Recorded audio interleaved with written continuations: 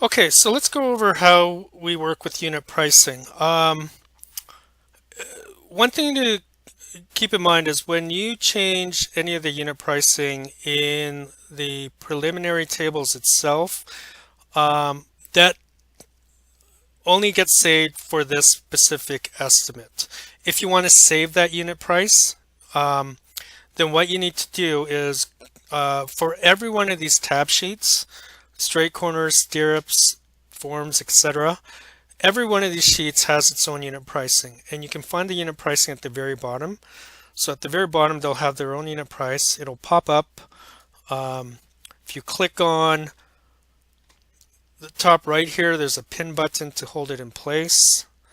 You can drag it up if you need to view it better.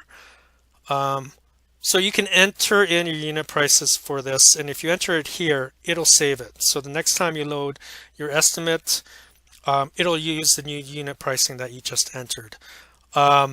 So for example, let's go back to our 4-inch. So our 4-inch, we're using 4-inch Standard Pro, unit price of $1. Everything's $1 just so you can see the numbers change better.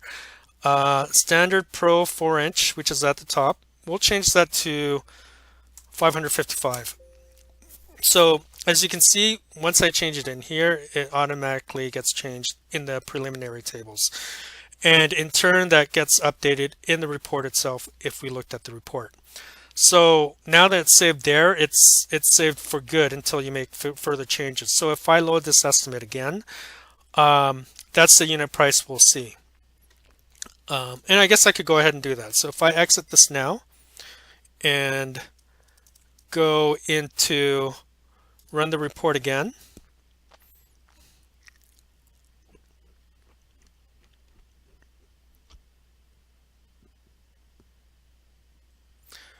you'll see that the 4-inch Standard Pro has a unit price of 555 and the unit price there is 555. So it saves it.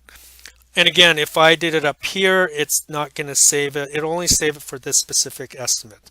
It won't save it for future estimates. If you want to use it for other estimates that you work with, then you have to use the unit price tables.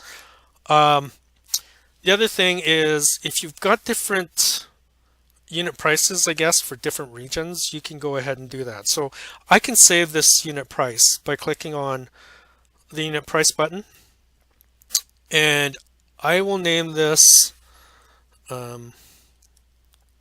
West region and click save. So what it's done, it's saved all the unit prices for this, for everything basically.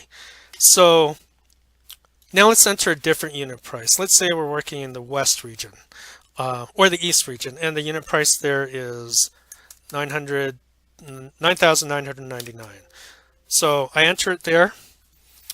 So that's the new unit price that's going to be used from now on for the Standard Pro form 4-inch anytime I run an estimate.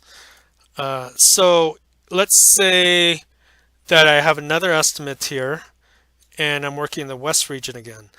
All you need to do is hit the load unit prices and it'll load your West region. But I'm going to save this one that we just changed to 999 and call it East region. Maybe it'll make more sense. Okay, so I have East region, unit price is saved. If I want to load the West region, which has the $555 unit price in it,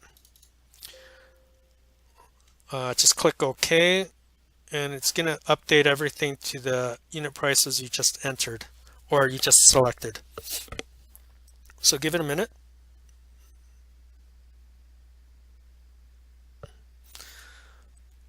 Okay, so as you can see, it loaded the unit prices for the West region, which was 555, and that gets reflected in the reports as well.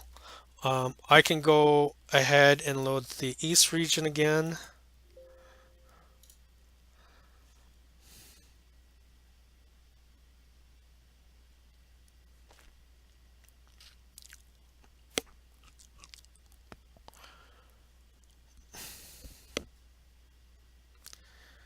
and it changed the numbers for me. So it'll change all.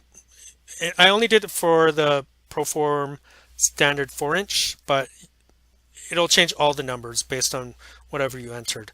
So that's the new unit price that's going to be used from now on, until I load another unit price or until I change the values down here.